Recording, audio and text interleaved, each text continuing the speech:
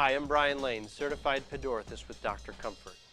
In this video, we will be discussing and demonstrating how to properly heat mold A5512 heat moldable inserts.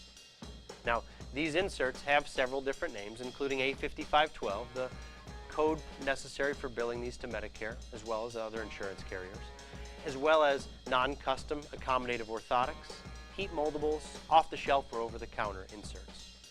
Now, these inserts are made up of two types of materials, a base layer of a blue and yellow EVA, and a top layer of a soft accommodative material known as P-cell.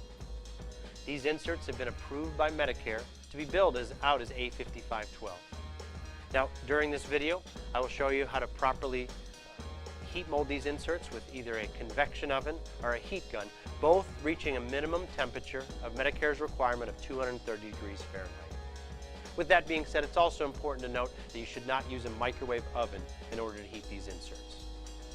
Additionally, we will talk about the pedorthic modification pads that we also offer, which include arch pads, scaphoid pads, as well as heel posting and other materials that we have, other pads that we have, to modify these specific inserts.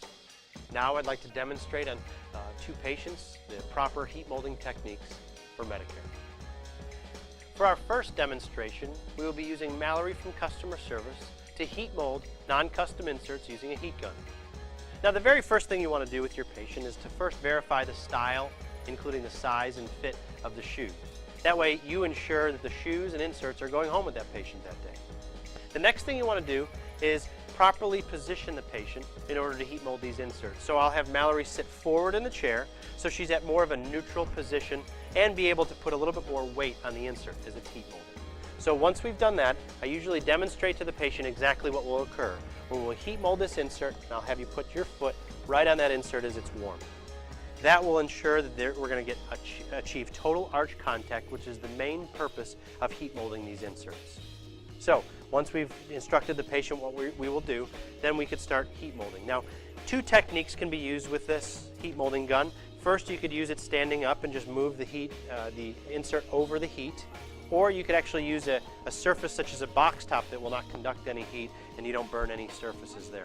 I'm going to use this technique, and the way you want to heat mold these inserts is start with the bottom. You want to heat mold the bottom of the insert first, mainly focusing on the forefoot and also the arch. Then we'll heat mold the top side. So starting with molding on the bottom of the insert, again focusing on the forefoot and also the arch is our main purpose there, because we want to make sure that we're going to achieve that total arch contact. The heat mold constantly moving, keeping a safe distance away, because again we don't want to focus too much heat on one particular area. This heat gun also states on the box that it goes above 230 degrees Fahrenheit, so it really just depends on the heat gun how often or how long you'll have to heat mold the insert. Once you've heat molded the bottom, then focus on the top, again focusing on the forefoot and also the arch. As you see, I'm constantly moving, keeping a safe distance away. There are two ways to know when this insert has been heat molded enough. One is you could actually leave a thumbprint on the insert itself, or you'll start to see the insert curl just a little bit and you'll know that that's molded enough. One key thing here is if you notice that it's getting a golden brown, that's actually a bad thing. You've burned the insert, and just contact our customer service. We'll be happy to get you a new one. So after we've heat molded that insert sufficiently, you can turn that insert, the heat gun off, and then we're going to properly position that on the patient's arch and foot and this molding block, which is available with Dr. Comfort, to make sure that that molding block is pushing up on the insert to push up to meet total arch contact with the patient's foot. You also ask the patient to lean forward to put a little bit more weight and pressure on the insert to again help achieve that arch contact and leave a good impression for the foot. Okay. Additionally, because you're dispensing 3 pairs and you're billing Medicare for 3 pairs, you would want to heat mold all 3 pairs of inserts at the same time. So as that insert is being heat molded, you can remove the next pair and start to heat mold that next pair, starting again with the bottom and doing the top. Usually I found that however long you heat mold it is how long the patient should be putting pressure on the insert itself. Now, one key thing here is if the insert does not achieve total arch contact, you want to add a scaphoid pad, also called an arch pad, on the insert, which I will demonstrate here shortly, to make sure you're achieving the total arch contact. For this next demonstration, we will use the convection oven to heat mold the inserts. As you can see with Mallory, she is wearing socks, which is advised for your diabetic patients to make sure that when heat molding these inserts, they're wearing socks, not barefoot or nylons, because that potentially could burn the patient. This goes for the convection oven and the heat gun. So, in order to begin this process, we've already verified the fit for the patient. Now we'll set our convection oven to above 230 degrees Fahrenheit. And you'll also want to set a timer. And to set that timer, you want to ensure the appropriate amount of time so you're not burning the inserts. And you may want to practice that ahead of time. So once we've set the timer, it's achieved its appropriate temperature. You may want to put on some protective gloves as you're placing the inserts in as not to burn yourself. So as I put on that protective glove, I'll open up that convection oven and I could place both inserts in at one time. I do like this approach because you could heat mold two at the same time for the patient. As they continue to heat up, again, you want to set that timer to make sure you have the appropriate amount of time. When the timer goes off, now it's time to remove those inserts and have the patient stand on those to start the heat molding process. So the timer went off, and then we'll want to remove those and have the patient stand up. We're going to do this weight bearing. So have the patient stand up and put both of their feet on the insert itself.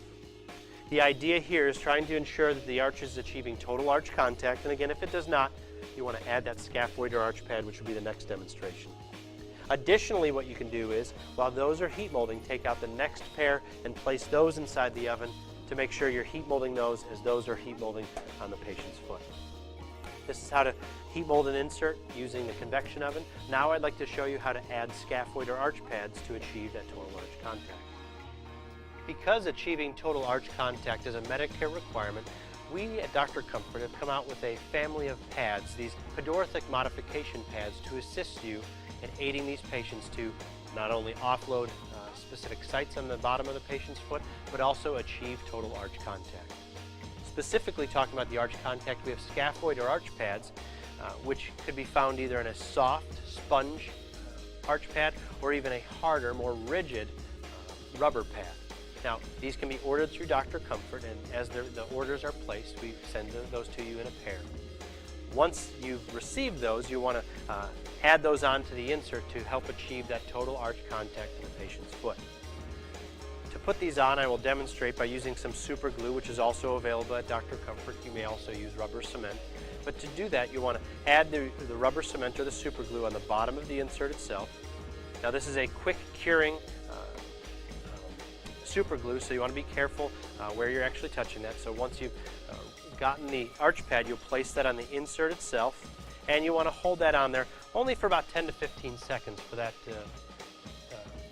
super glue to cure. So after you've placed it on there, it's going to stick on there pretty good permanently for that patient. Once you've done that, you could turn that over and again make sure that once the patient's foot is placed on there, that you're now achieving total arch contact. Some additional pedorthic modification pads include the adjustable heel lift, which could actually be remove different layers if you need a different height. We also have a sponge heel pad, which is also nice cushioning support, and also some heel posting. We have a PVC heel post as well as more of a rubber heel post. Additionally, we have metatarsal pads, again coming in small, medium, and large, just like all of our products here, to offload forefoot deformities. Additionally, we have both metatarsal bars, dancer pads, and IPK pads, all to assist with offloading different areas of the foot.